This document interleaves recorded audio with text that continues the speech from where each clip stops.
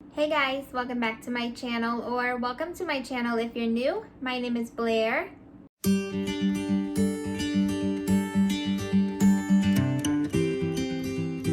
in this video, I am going to be sharing with you some Christmas cookie recipes. One is a new recipe that I found on Pinterest. It is my first time making it, so I'm very excited. It looks so good. And the other one is not really a cookie, but pretty close, and it is worth sharing. Katie over at Life with the Lovedays is hosting this collab. There will be a playlist in my description. There's going to be so many recipes for wonderful, yummy Christmas cookies. So if you're looking for something new to bake this year, then definitely go and check that out. So we are going to be making snowball cookies. So for this recipe, you need 1 cup of butter, a half a cup of powdered sugar, 1 teaspoon of vanilla, and the recipe I followed did say to use 2 1/4 cups of flour, but when I tried to make it the first time, that ended up being like way too much flour. So I cut it back to 1 1/4 cups of flour and a half a teaspoon of salt and 1 cup of mini chocolate chips. And then at the end, you're going to need additional powdered sugar. So there is a lot of mixing involved when you are making these cookies. I kept thinking I was doing something wrong because it looked very crumbly, but the recipe that I followed said to just keep mixing.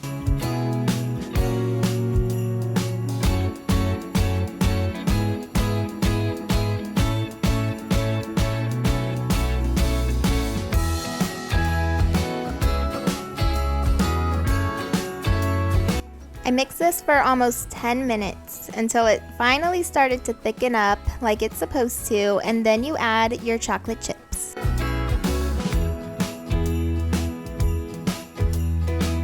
You are going to preheat your oven to 375 and line a cookie sheet with parchment paper.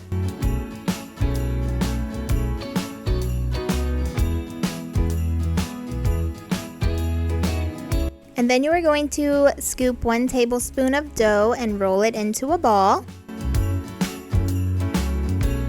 You are going to bake your cookies for 7 to 10 minutes until the bottoms are just slightly brown. Like I said, this was my first time making these.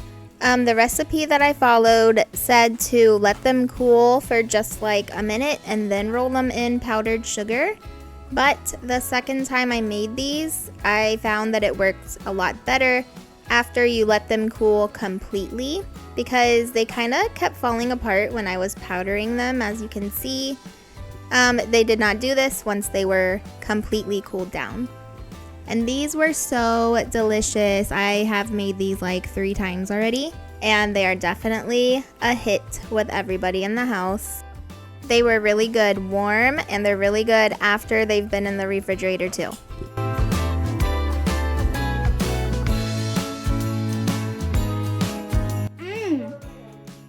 It's good. Yeah? Good. Good? Really good? So good.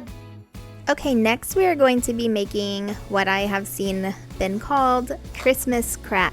I don't really like that name, but when you look it up on Pinterest, this is what you're going to find. You are going to heat your oven to 350 degrees, and I like to use Ritz crackers. I have seen people use saltine crackers, but I just prefer to use these Ritz ones. And I put them upside down, and you just layer them so there's pretty much no holes in between the crackers.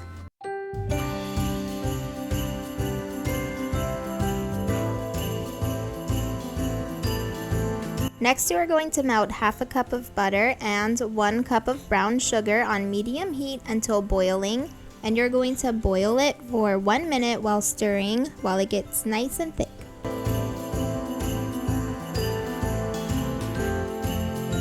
Once it has thickened up, you are going to immediately pour it over the Ritz crackers as evenly as possible. It doesn't need to be perfect. It's okay if some of the crackers are not covered.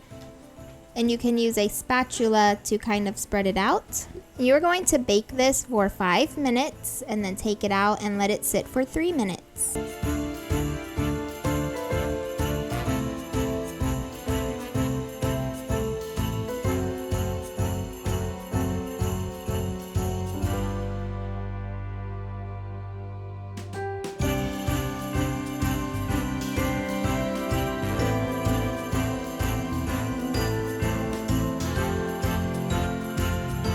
After it has sat for 3 minutes, you're going to scatter some chocolate chips all over the crackers and you're going to put it back in the oven for 1 minute.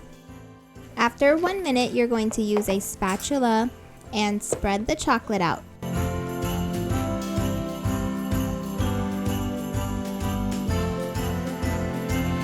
And after it is spread out, you can add some crushed up pretzels or crushed up peppermint if you like that, or pecans or whatever you want. I like to use pretzels. I love that sweet and salty taste.